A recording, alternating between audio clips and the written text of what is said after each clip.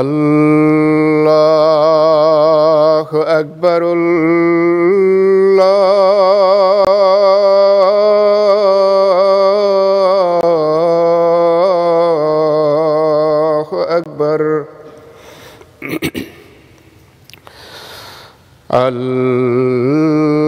الله أكبر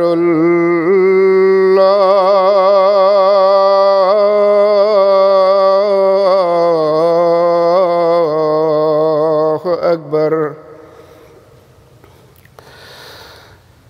أشهد أن لا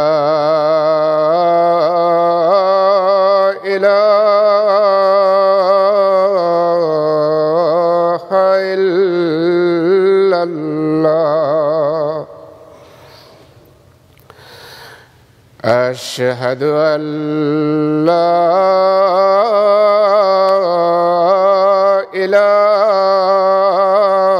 إله إلا الله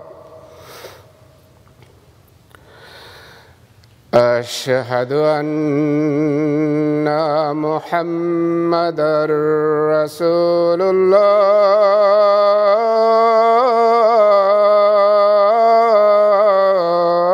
الله أشهد أن محمدًا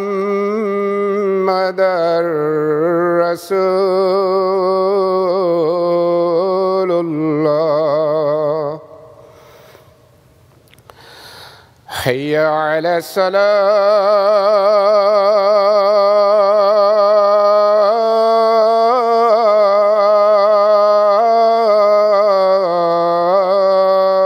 الصلاة حي على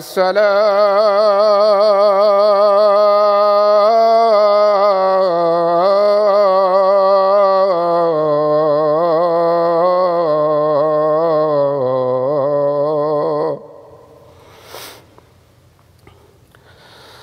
حي على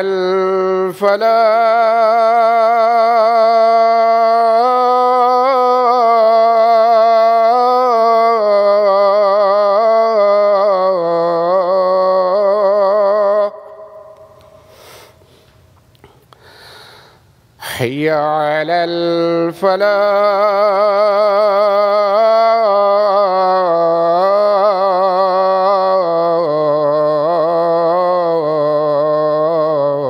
الفلاح الله أكبر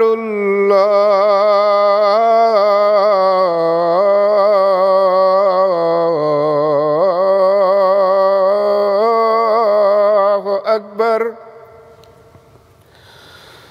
لا إله إلا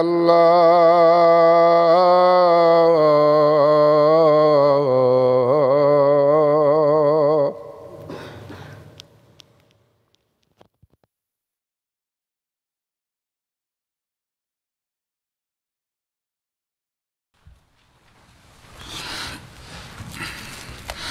السلام عليكم ورحمة الله.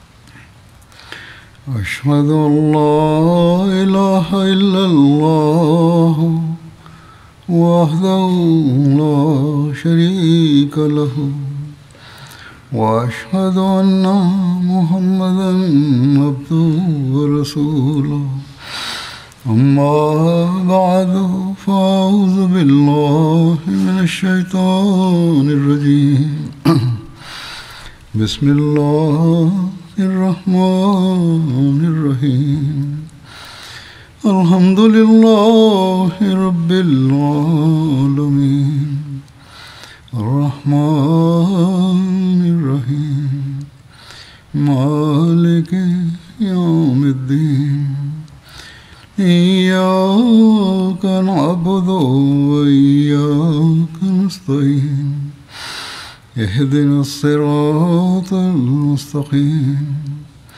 صراط الذين أنعمت عليهم غير المغضوب عليهم ولا الضالين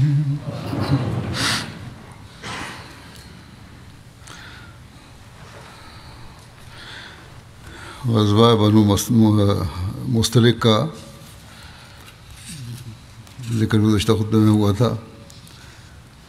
اس کی مزید تفصیل احادیث اور تاریخ میں ملتی ہے. صحیح بخاری میں اس حملے کی تفصیل اس طرح بیان ہوئی ہے کہ نبی کریم صلی اللہ علیہ وسلم نے بنو مستلق پر حملہ کیا تو وہ غافل تھے اور ان کے مویشیوں کو چشمے پر پانی پلایا جا رہا تھا اور آپ نے ان میں سے لڑائی کرنے والوں کو قتل کیا اور ان کی اولاد کو قید کر لیا اور اسی روز جویریہ آپ کو ملیں.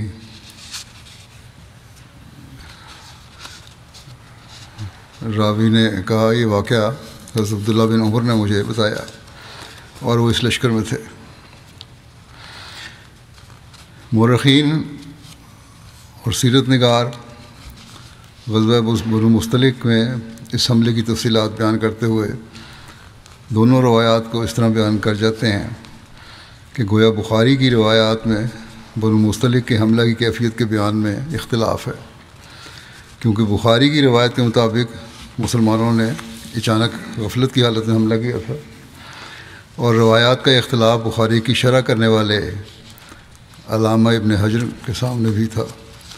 چنانچہ علامہ ابن حجر نے دونوں طرح کی روایات میں تطبیق کرتے ہوئے لکھا ہے کہ اس بات کا احتمال موجود ہے کہ جب اسلامی لشکر نے چشمے پر اچانک انہیں آ گھیرا تو وہ کچھ دیر ڈٹے رہے، پھر ان کے مابین صف بندی ہوئی، جنگ بھی ہوئی، مسلمان غالب آ گئے اور بنو مستلق شکست کھا گئے. یعنی پہلے جب حملہ ہوا تو غفلت کی حالت میں تھے جیسے امام بخاری نے بیان کیا ہے، لیکن پھر انہوں نے صف بندی وغیرہ کی اور فریقین کے مابین جنگ ہوئی جیسا کہ سیرت نگاروں نے بیان کیا ہے. حضرت مرزا بشیر احمد صاحب نے سیرت خاتم النبیین میں بھی اس حوالے سے جو تطبیق کی ہے ان دونوں واقعات کی وہ اس طرح ہے.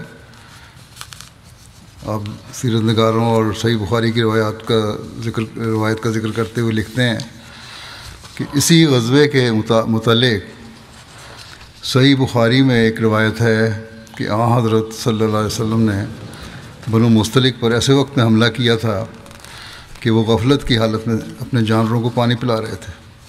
مگر غور سے دیکھا جائے تو یہ روایت مورخین کی روایت کے خلاف نہیں ہے، بلکہ در حقیقت یہ دو روایتیں دو مختلف وقتوں سے تعلق رکھتی ہیں. یعنی واقعہ یوں ہے کہ جب اسلامی لشکر بنو مستلق کے قریب پہنچا تو اس وقت چونکہ ان کو معلوم نہیں تھا کہ مسلمان بالکل قریب آ گئے ہیں، گو انہیں اسلامی لشکر کی آمد کی اطلاع ضرور ہو چکی تھی.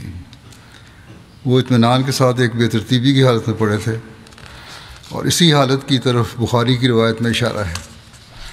لیکن جب ان کو مسلمانوں کے پہنچنے کی اطلاع ہوئی تو وہ اپنی مستقل سابقہ تیاری کے مطابق، پہلے انہوں نے تیاری کی ہوئی تھی جنگ کرنے کی، فوراً صف بند ہو کر مقابلے کے لیے تیار ہو گئے. اور یہ وہ حالت ہے جس کا ذکر مورخین نے کیا ہے. اس اختلاف کی یہی تشریح علامہ ابن حجر اور بعض دوسرے محققین نے کی ہے اور یہی درست معلوم ہوتی ہے.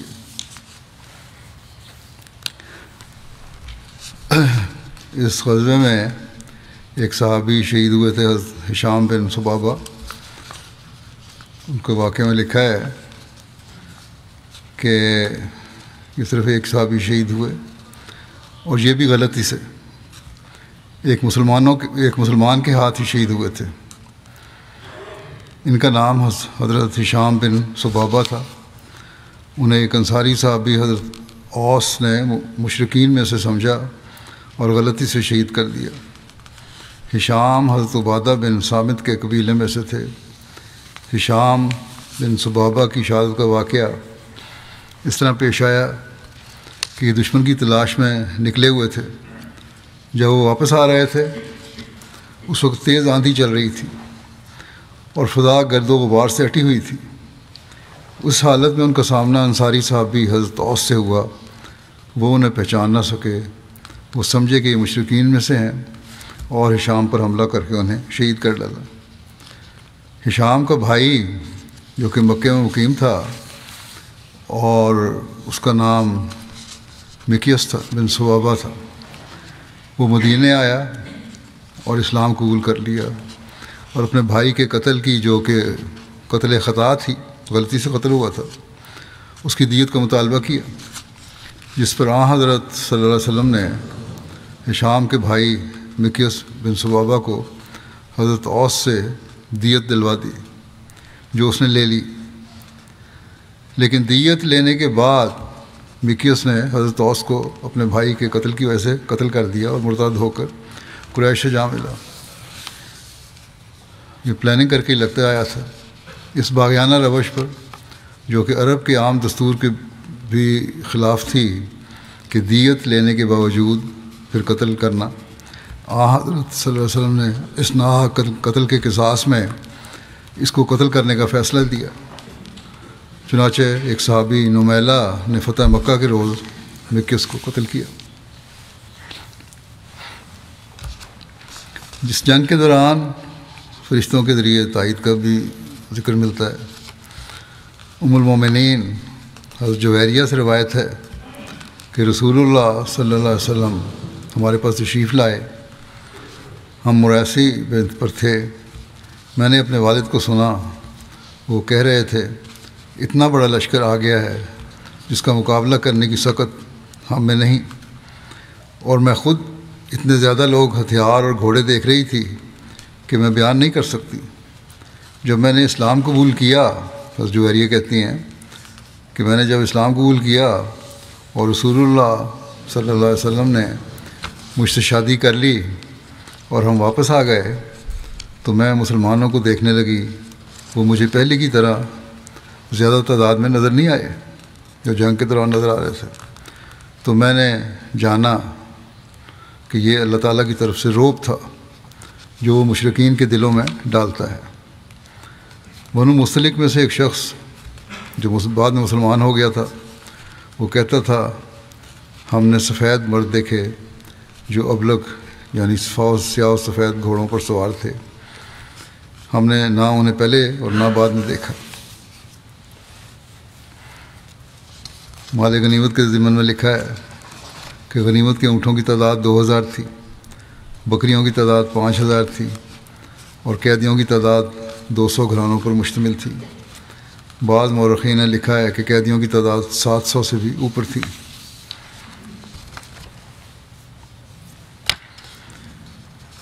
حضرت صلی اللہ علیہ وسلم نے حضرت بریدہ بن حصیب کو ان قیدیوں کا نگران مقرر کیا. ان کے پاس جو مال و متاع اور اسلحہ تھا اسے جمع کر لیا گیا. جانوروں کو ہانک کر لایا گیا. آپ نے ان پر اپنے غلام حضرت شکران کو نگران مقرر کیا. خمس اور مسلمانوں کے حصوں پر حضرت مہمیہ بن جزا کو نگران مقرر کیا. آپ نے سارے مال غنیمت میں سے خمس نکالا. خمس جو ہے اللہ تعالیٰ کے حکم کے مطابق مال غنیمت میں سے وہ 5واں حصہ ہے جو اللہ اور اس کے رسول صلی اللہ علیہ وسلم اور رسول کے قریبی رشتہ داروں اور مشترک اسلامی ضروریات کے لیے الگ کیا جاتا ہے. قیدیوں کو لوگوں میں تقسیم کر دیا گیا اور سامان، جانوروں اور بھیڑ بکریوں کو بھی تقسیم کر دیا گیا. حضرت جویریہ کہ حضرت صلی اللہ علیہ وسلم کے عقد میں آنے کا بھی واقعہ لکھا ہے، جیسا کہ پہلے انہوں نے بیان کیا۔ قبیلہ بنو مستلق کے جو قیدی گرفتار ہوئے تھے، ان میں اس قبیلے کے سردار حارث بن ابی ذرار کی بیٹی برہ بھی تھیں، جن کا نام حضرت صلی اللہ علیہ وسلم نے تبدیل کر کے جویریہ رکھ دیا تھا، جو مصافح بن صفوان کے عقد میں تھی، جو غزوہ مریسی میں مارا گیا تھا۔ ان قیدیوں کو حضرت صلی اللہ علیہ وسلم نے حسب دستور مسلمان سپاہیوں میں تقسیم فرما دیا تھا، اور اس تقسیم کی روح سے برہ بنت حارث ایک انصاری صحابی ثابت بن قیس کے سپردگی میں دی گئی تھی۔ برہ نے آزادی حاصل کرنے کے لیے ثابت بن قیس کے ساتھ مکاتبت کے طریق پر یہ سمجھوتہ کیا۔ مکاتبت کہتے ہیں کہ کوئی غلام یا لونڈی اپنے مالک سے یہ معاہدہ کر لے کہ وہ ایک مقررہ رقم ادا کر کے آزاد ہو جائے گی۔ بہرحال انہوں نے سمجھوتہ کیا کہ وہ اگر اسے اس قدر رقم، جو رقم مقرر تھی وہ تھی 9 اوقیہ سونا تھا، جو 360 درہم بنتے ہیں، فدیہ کے طور پر ادا کر دے اگر تو آزاد سمجھی جائے۔ اس سمجھوتے کے بعد برہ حضرت صلی اللہ علیہ وسلم کی خدمت میں حاضر ہوئی اور سارے حالات سنائے، اور یہ جتلا کر کہ میں بنو مستلق کے سردار کی لڑکی ہوں، فدیہ کی رقم کی ادائیگی میں آپ کی اعانت چاہیے۔ اس کی کہانی سے حضرت صلی اللہ علیہ وسلم متاثر ہوئے، اور غالباً یہ خیال کر کے کہ چونکہ وہ ایک مشہور قبیلے کے سردار کی لڑکی ہے، شاید اس کے تعلق سے اس قبیلے میں تبلیغ ہی آسانیاں پیدا ہو جائیں، آپ نے ارادہ فرمایا کہ اسے آزاد کر کے اس کے ساتھ شادی فرما لیں۔ چنانچہ آپ نے اسے خود اپنی طرف سے پیغام دیا، اور اس کی طرف سے رضامندی کا اظہار ہونے پر آپ نے اپنے پاس سے اس کے فدیہ کی رقم ادا فرما کر اس کے ساتھ شادی کر لی۔ صحابہ نے جب یہ دیکھا کہ ان کے آقا نے بنو مستلق کی رئیس زادی کو شرف ازدواجی عطا فرمایا ہے، تو انہوں نے اس بات کو خلاف شان نبوی سمجھا کہ حضرت صلی اللہ علیہ وسلم کے سسرال والوں کو اپنے ہاتھ میں قید رکھیں، اور اس طرح 100 گھرانے یعنی سینکڑوں قیدی بلا فدیہ یکلخت آزاد کر دیے گئے۔ اسی وجہ سے حضرت عائشہ فرمایا کرتی تھیں کہ جویریہ اپنی قوم کے لیے نہایت مبارک وجود ثابت ہوئی ہے۔ اس رشتے اور اس احسان کا نتیجہ ہوا کہ بنو مستلق کے لوگ بہت جلد اسلام کی تعلیم سے متاثر ہو کر حضرت صلی اللہ علیہ وسلم کے حلقہ گوشوں میں داخل ہو گئے۔ ایک روایت یہ بھی ہے کہ حضرت جویریہ کے والد حضرت حارث اپنی بیٹی کا فدیہ لے کر حضرت صلی اللہ علیہ وسلم کی خدمت میں حاضر ہوئے، اور فدیہ دے کر حضرت جویریہ کو آزاد کروانے کے بعد وہ خود بھی اسلام لے آئے، اور پھر اس کی شادی نبی کریم صلی اللہ علیہ وسلم سے ہوئی۔ سیرت ابن ہشام میں ہے کہ جب رسول اللہ صلی اللہ علیہ وسلم نے غزوہ بنو مستلق سے مدینہ واپس آئے، تو حضرت جویریہ کا باپ حارث بن ابی ذرار اپنی بیٹی کا فدیہ دینے کے لیے آپ کے پاس آیا۔ جب وہ وادی عقیق میں سے پہنچا تو اس نے وہ اونٹ جو اپنی بیٹی کے فدیے میں دینے کے لیے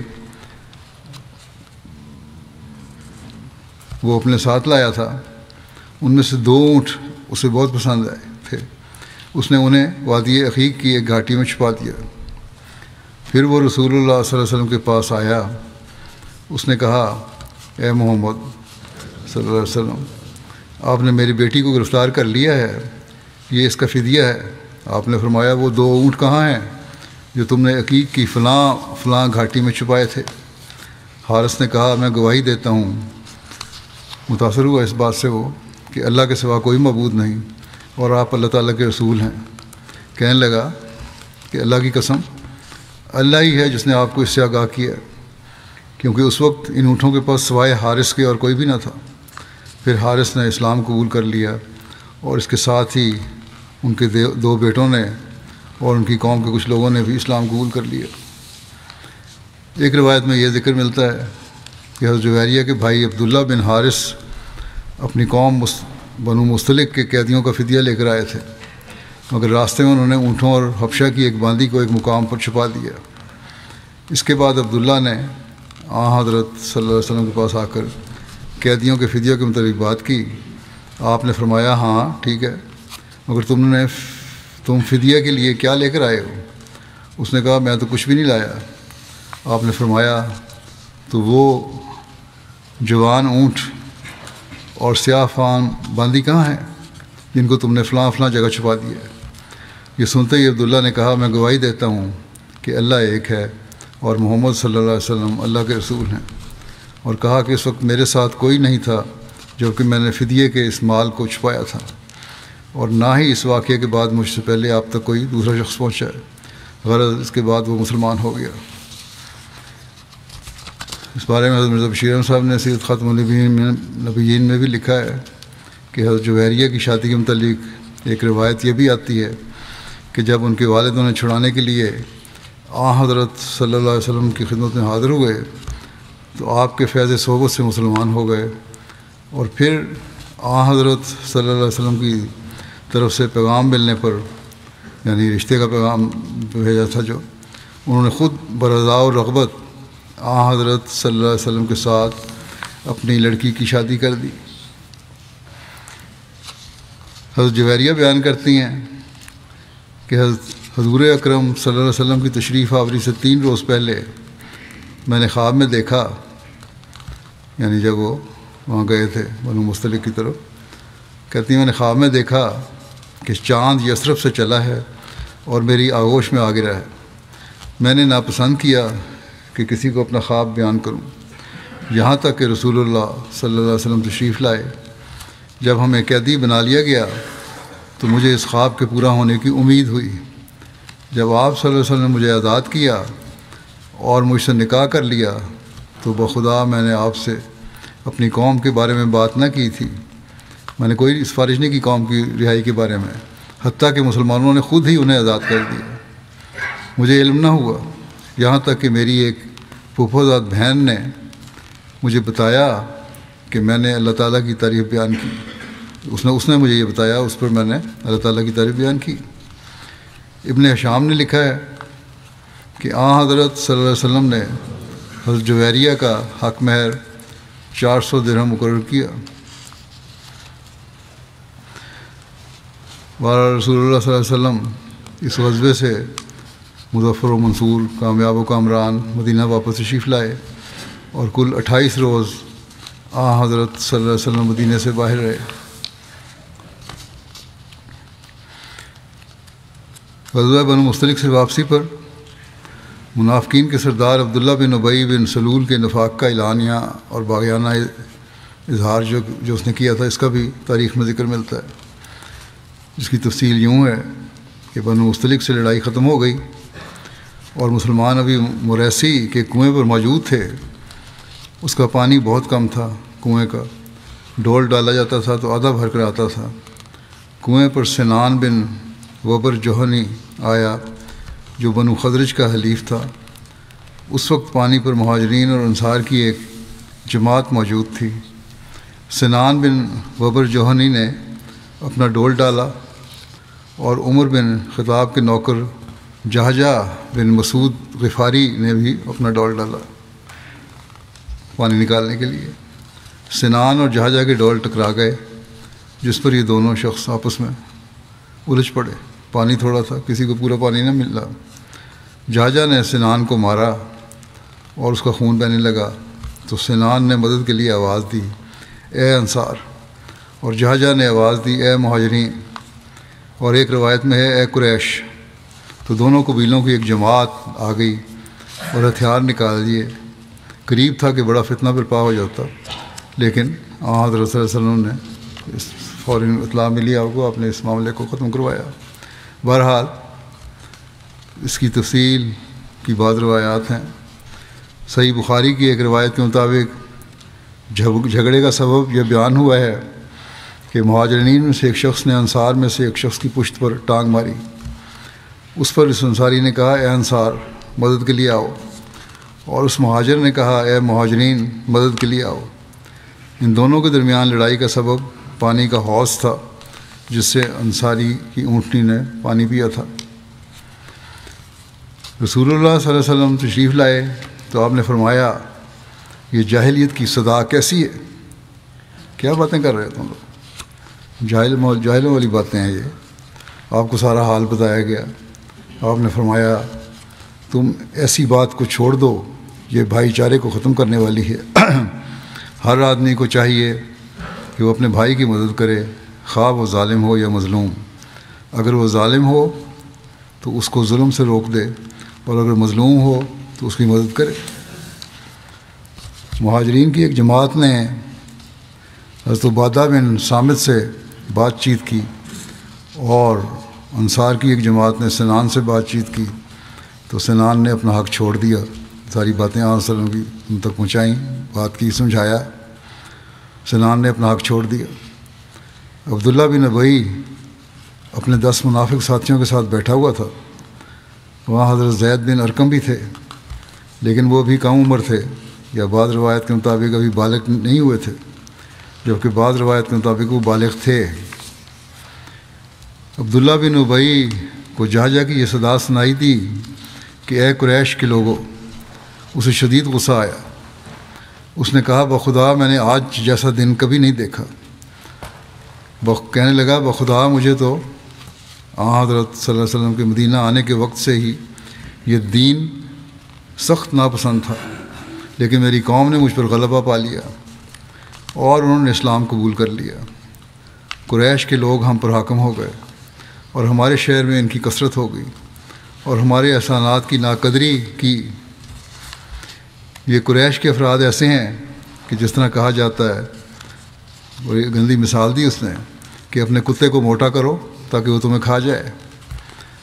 کہنے لگا میرا تو گمان تھا کہ میں اس طرح کی پکار کی صدا آنے سے قبل مر گیا ہوتا، جیسی صدا جہجہ نے دی تھی۔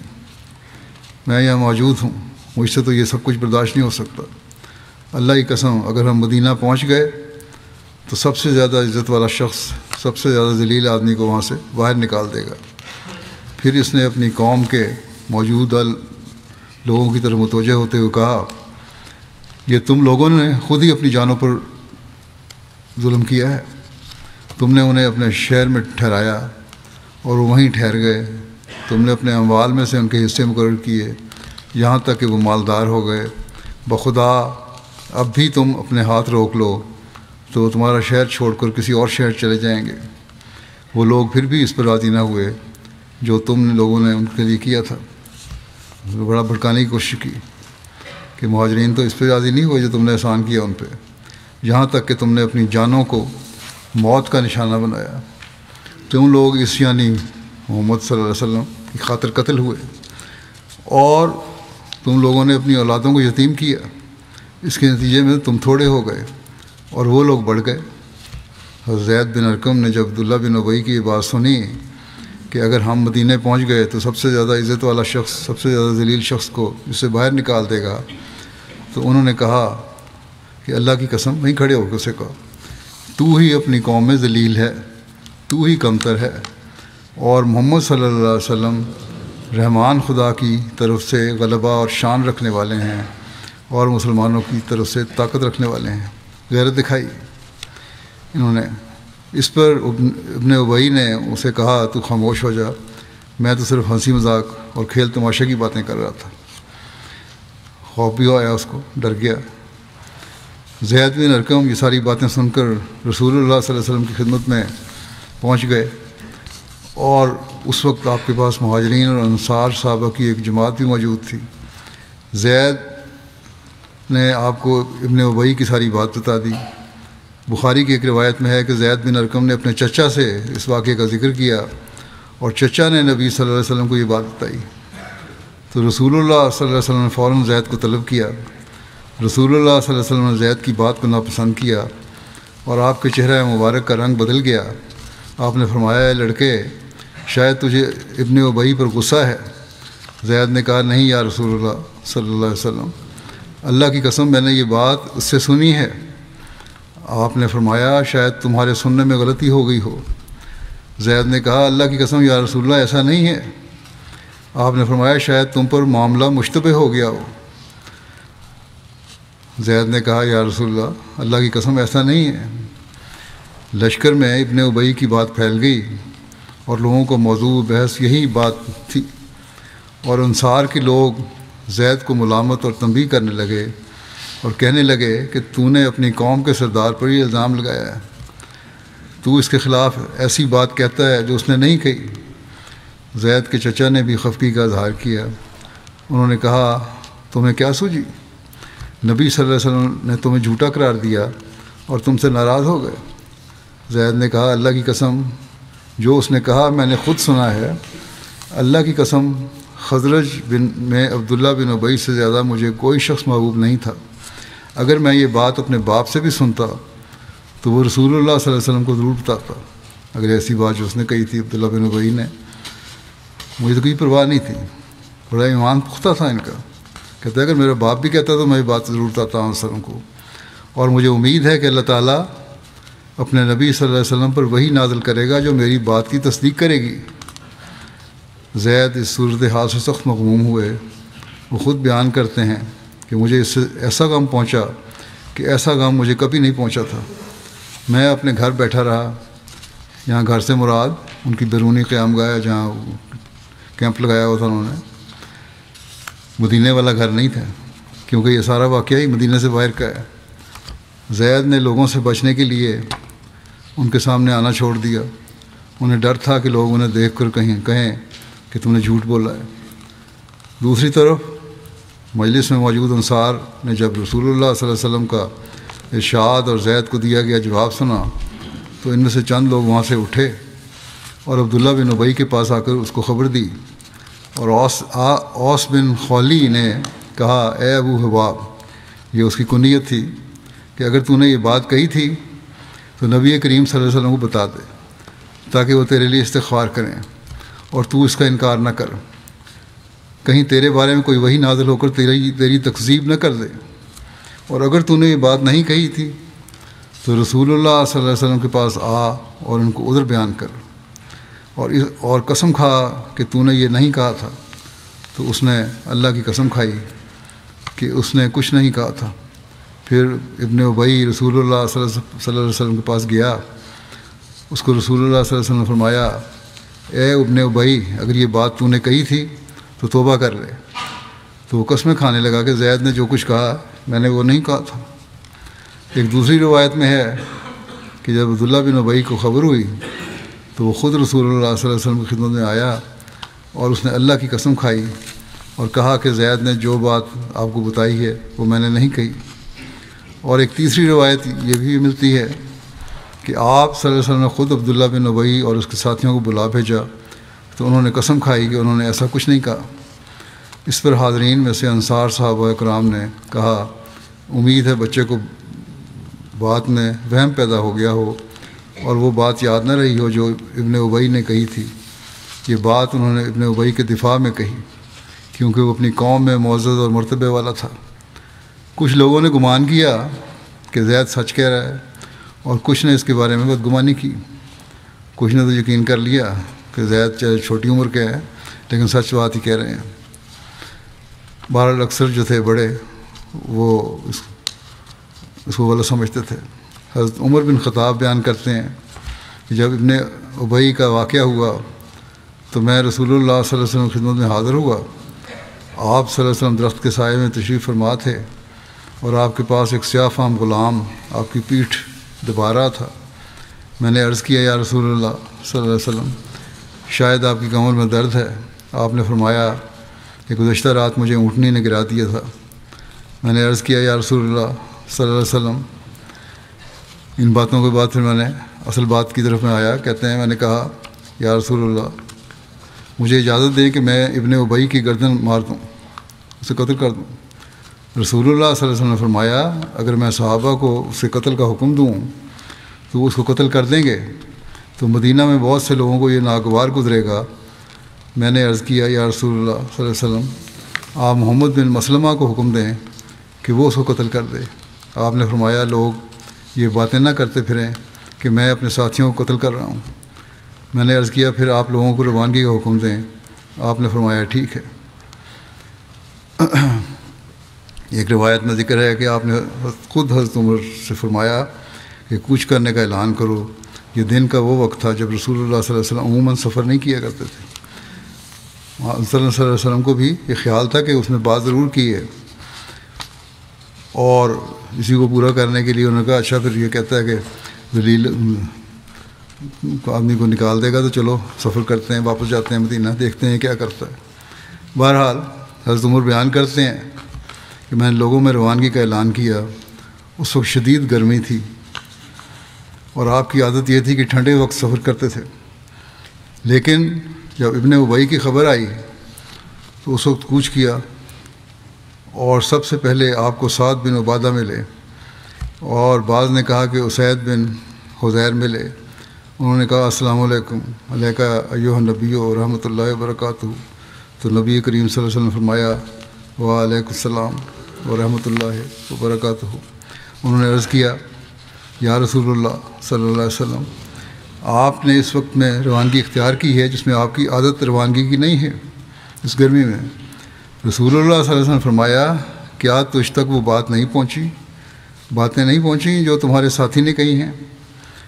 انہوں نے پوچھا یا رسول اللہ کون سا ساتھی؟ آپ نے فرمایا عبداللہ بن ابی نے کہا ہے کہ جب وہ مدینہ واپس لوٹے گا تو زیادہ عزت والا شخص مدینہ سے زیادہ ذلت والے کو نکال دے گا. انہوں نے عرض کیا یا رسول اللہ اگر آپ چاہیں تو اس کو مدینہ سے نکال دیں، کیونکہ وہ ذلیل ترین اور آپ بہت عزت والے ہیں، اور عزت اللہ کے لیے اور آپ کے لیے اور مومنین کے لیے ہے. پھر عرض کیا یا رسول اللہ صلی اللہ علیہ وسلم اس پر نرمی کریں. اللہ کی قسم اللہ تعالیٰ آپ کو مدینہ میں لایا اور اس کی قوم اس کے لیے تاج پوشی کی تیاری کر رہی تھی. اللہ تعالیٰ آپ کو مدینہ لے آیا تو اس کا خیال ہے کہ آپ نے اس کی بادشاہت چھین لی. بہرحال حضرت صلی اللہ علیہ وسلم کو اس زید کی بات کا یقین آ گیا تھا کہ اس نے صحیح کہا ہے اور عبداللہ جھوٹ بول رہا ہے، لیکن اس وقت آپ حکمت مصلحتاً خاموش رہے، اور آپ نے کہا چلو مدینہ جا کے دیکھتے ہیں کون ذلیل ہے اور کون عزت والا ہے. لیکن بہرحال آخر میں پھر یہی ثابت ہوا کہ اس کا قصور تھا اور اس نے یہ باتیں کہی تھیں. اس کی تفصیل جو مرزا بشیر احمد صاحب نے لکھی ہے وہ بھی انشاءاللہ آئندہ بیان کروں گا. اگلے جمعہ انشاءاللہ برطانیہ کا جلسہ سالانہ بھی شروع ہوگا، اس کے لیے بھی دعا کریں. اللہ تعالیٰ ہر لحاظ سے ببرکت فرمائے اور تمام کارکنان کو اعلیٰ اخلاق دکھاتے ہوئے اور قربانی کے جذبے سے اپنے فرائض ادا کرنے کی توفیق عطا فرمائے. جو مہمان آئے ہیں ان کو بھی اپنی حفاظت میں یہاں رکھے، جو سفر میں ہیں، آنے کی تیاری میں ہیں، سفر شروع کرنے والے ہیں، جنہوں نے بھی آنا ہے، سب پر اللہ تعالیٰ فضل فرمائے، ان کو حفاظت سے لے کر آئے. کچھ مرحومین کا ذکر اور جنازہ پڑھاؤں گا میں ان کا. اس میں ہے پہلا سلیمہ بانو صاحبہ جو حمید کوثر صاحب ناظر دعوت اللہ شمالی ہند کی اہلیہ تھیں. یہ گزشتہ دنوں ان کی وفات ہوئی ہے. انا للہ و انا الیہ راجعون. مرحومہ موسیہ تھیں. محمد حمید کوثر صاحب لکھتے ہیں کہ یہ عبدالغنی صاحب مرحوم بھدرواہ جموں کشمیر کی بیٹی تھیں، جنہوں نے مولوی محمد حسین صاحب کے ذریعہ 1935 میں بیعت کی تھی. جلسہ سالانہ قادیان میں پہاڑی اور برفیلی راستوں پر پیدل چل کر اور کچھ حصہ ٹانگے پر سوار ہو کر تقسیم ملک تک قادیان میں حاضر ہوتے تھے اور حضرت مسلم موعود رضی اللہ عنہ خطاب سنتے تھے. بڑا شوق تھا. کہتے ہیں اپنی اہلیہ کے بارے میں کہ جو ہمیں واقف زندگی کو گزارا الاؤنس ملتا تھا بہت معمولی تھا، لیکن انتہائی کفایت شعری سے گزارا کرتی تھی اور مہمانوں کی مہمان نوازی بھی کرتی تھیں، اور کہتی تھیں کہ اللہ تعالیٰ نے اس الاؤنس میں غیر معمولی برکت عطا فرمائی ہے. قناعت تھی، کبھی شکوہ نہیں کیا. یہ ان لوگوں کے لیے بھی سبق ہے جو بعض دفعہ شکوے کرتے ہیں. پھر کہتے ہیں کوثر صاحب کیونکہ میرا تبادلہ سری نگر میں پہلی پوسٹنگ تھی، وہاں سے تو بمبئی میں ہو گیا. وہاں بمبئی میں بطور صدر لجنہ خدمت بجا لاتی رہیں. پھر کوابیر میں تبادلہ ہو گیا. وہاں انہوں نے کہا کہ عربی سیکھنا میرے لیے تو مشکل ہے، تو میں عورتوں سے جو بول چال کی عربی ہے وہ سیکھ لیتی ہوں. اور پھر وہ سیکھی اور بڑی جلدی سیکھی اور ان کی تعلیم و تربیت میں بڑا اہم کردار ادا کیا. 86 سے 97 تک 11 سال صدر لجنہ معاملہ کوابیر کے طور پر خدمت بجا لاتی رہیں. لجنہ معاملہ کو اثر نو منظم کیا، اجتماع کے انعقاد کا سلسلہ شروع کروایا. خلیل مفتی رابع نے بھی ان کی تعریف کی تھی کہ لجنہ معاملہ جماعت کوابیر کا اجتماع ہو رہا ہے، اجتماع کا ہو رہا تھا ان کے، اس سے میں نے بتایا اور بتایا کہ ان کا 5واں اجتماع ہے. پھر فرمایا کہ لجنہ معاملہ کوابیر ساری عرب خواتین پر مشتمل لجنہ ہے، صرف ایک ان میں ہندوستان سے گئی ہوئی کشمیر کی خاتون بھی ہیں، مگر وہ بھی اب بالکل عربوں کی طرح بن چکی ہیں. گھل مل کے انہوں نے ان کی تربیت کی. پھر کہتے ہیں 1998 میں واپس آ گیا پاکستان، ساتھ میرے آ گئیں، اور جب تک صحت اور حالات نے اجازت دی مرحومہ تقریباً روزانہ بیت الدعا اور مسجد مبارک اور بیت الذکر اور بیت مقرب میں نوافل اور دعا کے لیے جایا کرتی تھیں. شریف عہدے صاحب امیر کوابیر لکھتے ہیں کہ مرحومہ کو پہلی صدر لجنہ مقرر کیا گیا، مسلسل 6 سال تک یہ ذمہ داری ادا کرتی رہیں. انہوں نے تو زیادہ لکھا ہے، انہوں نے 6 سال لکھا ہے. بہرحال آخر تک وہ رہیں جب تک وہاں تھیں. مرحومہ نے مختلف دینی درسوں اور دینی سرگرمیوں کے ذریعے لجنہ کی تعلیم و تربیت میں اہم کردار ادا کیا. مرحومہ اپنے حسن سلوک اور خوش اخلاقی کے ذریعے جماعت کوابیر کے ساتھ اچھے تعلقات بنانے میں کامیاب ہوئیں. جلد ہی عربی بول چال سیکھ لی اور جماعت کے بیٹوں اور بیٹیوں میں یوں ضم ہو گئیں جیسے وہ ان میں سے ایک ہوں. اور کہتے ہیں پچھلے 20 سالوں میں قادیان واپسی کے بعد سے وفات تک کوابیر کی خواتین کے ساتھ پھر بھی تعلق رکھا انہوں نے. اور مہمانوں کی جو وہاں تھیں تو مسلم مہمانوں کی دیکھ بھال کیا کرتی تھیں. مہمان نوازی کا خاص وصف تھا. اسی طرح جماعتی سینٹر کی صفائی کی طرف بھی وہ توجہ دیتی تھیں. عثمان خان میں ایک بیٹی اور 2 بیٹے شامل ہیں. ایک بیٹے ان کے مربی ہیں تعال مجید مبشر کوثر، MTL ریا قادیان میں خدمت بجا لا رہے ہیں. بیٹی ان کی بشرا کوثر صاحب ہالینڈ میں ہیں، ڈاکٹر ایمن عہدے کی اہلیہ ہیں. نیشنل لجنہ معاملہ ہالینڈ میں نیشنل سیکرٹری خدمت خلق کے طور پر خدمت کر رہی ہیں.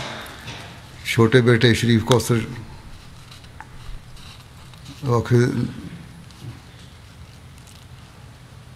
یہ جو بڑے ہیں مبشر کوثری MT عربیہ یہاں UK میں خدمت انجام دے رہے ہیں. اور شریف کوثر جو ہیں یہ قادیان میں نائب صدر مجلس خدام احمدیہ بھی ہیں، مربی بھی ہیں. اور اس کے علاوہ ایڈیشنل انچارج شعبہ سمی بصری بھی ہیں. اللہ تعالیٰ ان سے مغفرت الرحم کو سلوک فرمائے اور ان کی نیکیاں جاری رکھیں ان کی اولاد میں. دوسرا ذکر ہے نور الحق مظہر صاحب کا، لاہور کے تھے، جو راغب ضیاء الحق صاحب ربی سلسلہ تنزانیہ کے والد تھے. گزشتہ دنوں میں ان کی وفات ہوئی ہے. انا للہ و انا الیہ راجعون. اللہ تعالیٰ کے فضل سے موسی تھے. راغب ضیاء الحق صاحب لکھتے ہیں ان کے خاندان میں احمدیت ان کے دادا منشی محمد الدین صاحب کے ذریعے سے آئی تھی، جنہوں نے 1905 میں اپنے چچا کے ہمراہ بیعت ان کی بات کی ہے، لیکن 1905 میں بیعت کا شوق لیے قادیان پہنچے. حضرت مسیح علیہ السلام کے پیچھے نماز پڑھنے کا بھی شرف حاصل ہوا. بیعت کی درخواست کی لیکن اعلان کیا گیا کہ حضرت اقدس کی طبیعت ناساز ہے، بیعت نہیں ہوگی. اس دن بیعت نہیں ہوئی، واپس آ گئے، پھر اس مسیح اول کے ہاتھ پہ بیعت کی۔ 1974 میں ایک کرائے کے مکان میں رہتے تھے، مخالفین نے اس مکان کو آگ لگا دی، گھر کا سارا سامان جل گیا، کوئی پناہ نہیں دیتا تھا۔ پھر ایک احمدی نے اپنے گھر میں پناہ دی اور کہتے ہیں میرے والد نے بڑے صبر اور شکر سے اس چھوٹے سے گھر میں گزارا کیا، کبھی ان کی زبان پہ کوئی شکوہ نہیں آیا اور یہ نہیں کہا کہ سب کچھ جل گیا۔ اس کے مقابلے پر اللہ تعالیٰ نے کچھ عرصے بعد ان کو اپنا مکان بنانے کی توفیق دی، اور یہ یہی کہا کرتے تھے کہ 1974 کی قربانی کا صلہ ہے جو اللہ تعالیٰ نے دیا ہے۔ 1974 میں مسجد مغل پورہ کی حفاظت کر رہے تھے تو غیر احمدی احباب نے مسجد پہ حملہ کر دیا۔ انہوں نے ایک لوہے کی سلاخ آپ کے سر پہ ماری جس کا یہ نشان پر زخمی ہوئے اور ساری عمر بھی نشان رہا ان کے سر پہ۔ کہتے ہیں میرے والد صاحب کو میں نے دیکھا ہے ہمیشہ تہجد میں گریہ ازاری کرتے دیکھا ہے، اور نمازوں کی خاص پابندی، گھر نماز سینٹر تھا، نماز 5 وقت نماز کی امامت کرایا کرتے تھے، قرآن کریم پڑھنے اور نمازوں کی طرف گھر والوں کو تلقین کرتے تھے۔ کہتے ہیں ایک دفعہ محلے کی مسجد کے مولوی نے تقریر کی کہ یہ احمدی جو ہیں ان کا قرآن الگ ہے، نماز اور طرح پڑھتے ہیں۔ تو اس دوران کہتے ہیں مسجد میں ہی ہمارا ایک ہمسایہ تھا، وہ کھڑا ہو گیا غیر احمدی، اس نے کہا مولوی صاحب آپ غلط کہہ رہے ہیں، کیونکہ پوری گلی میں صرف ایک گھر ہے جہاں قرآن پڑھنے کی آواز آتی ہے اور وہ نور الحق کا گھر ہے، اور وہی قرآن پڑھ رہے ہوتے ہیں جو ہم پڑھتے ہیں۔ تو آج کل تو مولوی کا خوف اتنا ہے کہ یہ بات کہہ نہیں سکتا کوئی۔ بہرحال اپنے محلے میں انتہائی شریف النفس بزرگ مشہور تھے، آخری بیماری میں بھی سخت غیر احمدی جو تھے لوگ مخالفین وہ بھی آپ کا حال پوچھنے گھر آتے تھے، انتہائی سخی دل اور غریب پرور تھے، بغیر کسی کو بتائے ضرورت مندوں کو راشن بھجوا دیا کرتے تھے۔ پسماندگان میں ایک بیٹا اور 3 بیٹیاں شامل ہیں۔ بیٹی ایک علیم محمود صاحب ربی سجدہ کی اہلیہ ہے امت المتین، وہ بھی گھانا میں ہونے کی وجہ سے جنازے میں شرکت نہیں کر سکیں، وفات کے وقت وہاں نہیں تھیں۔ بیٹے راغب ضیاء الحق تنزانیہ میں مربی ہیں، وہ وہاں خدمت کی توفیق پا رہے ہیں، وہ بھی میدان عمل میں ہونے کی وجہ سے اپنے والد کے جنازے میں شامل نہیں ہو سکے۔ اللہ تعالیٰ مرحوم سے مغفرت اور رحم کا سلوک فرمائے اور ان سب کو صبر اور حوصلہ عطا فرمائے۔ اگلا ذکر ہے امت الحفیظ نگہ صاحبہ جو محمد شفیع صاحب مرحوم روا کی اہلیہ تھیں، یہ بھی گزشتہ دنوں میں وفات پا گئیں، مرحومہ موسیہ تھیں، اور مبارک تنویر صاحب مربی سلسلہ جرمنی کی ساس تھیں، ان کی بیٹی ہیں امت الجمیل غزالہ جو نائب صدر لجنہ بھی ہیں جرمنی کی۔ امت الجمیل صاحبہ لکھتی ہیں کہ صوم و صلات کی پابند تھی میری والدہ، اعلیٰ صفات کی حامل نیک شخصیت تھیں، کوئی دعا کے لیے کہتا تو اپنے اوپر لازمی سمجھ لیتی اور پوری فکر اور لگاؤ سے درد دل کے ساتھ اس کی دعاؤں میں لگ جاتی۔ خلافت سے انتہائی درجے کے وفا کا تعلق تھا، بچوں کو بھی اس کا درس دیا کرتی تھیں، جماعتی کاموں میں بڑھ چڑھ کر حصہ لینے والی تھیں، اور ہمیں عملی طور پہ سکھایا کہ دین کی خدمت ہی اصل سرمایہ ہے۔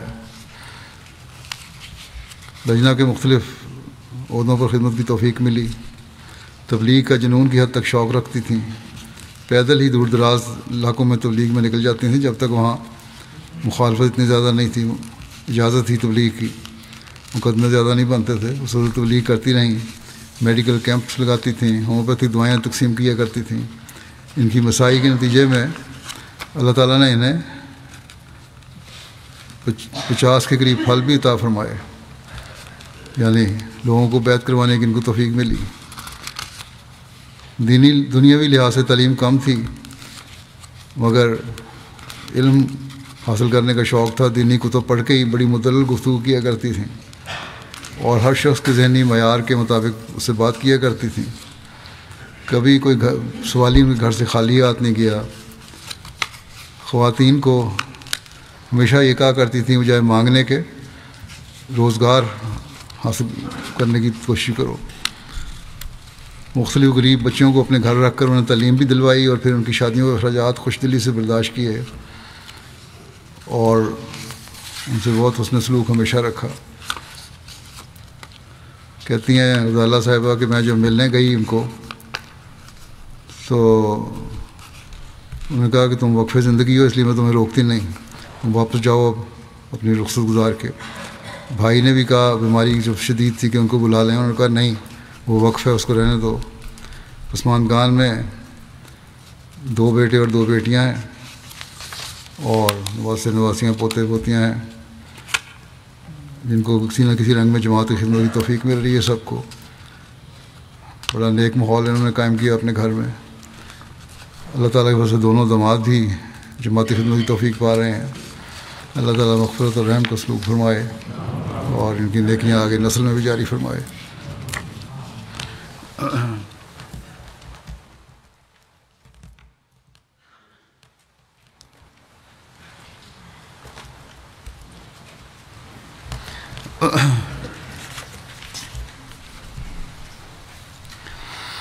الحمد لله نحمده ونستعينه ونستغفره ونؤمن به ونتوكل عليه ونعوذ بالله من شرور أنفسنا ومن سيئات أعمالنا من يهده الله فلا مضل له ومن يضلل فلا هادي له ونشهد أن لا إله إلا الله ونشهد أن محمدا عبده ورسوله عباد الله رحمكم الله إن الله يأمر بالعدل والإحسان وإيتاء ذي القربى وينهى عن الفحشاء والمنكر والبغي يعظكم لعلكم تذكرون اذكروا الله يذكركم وادعوه يستجب لكم ولذكر الله أكبر۔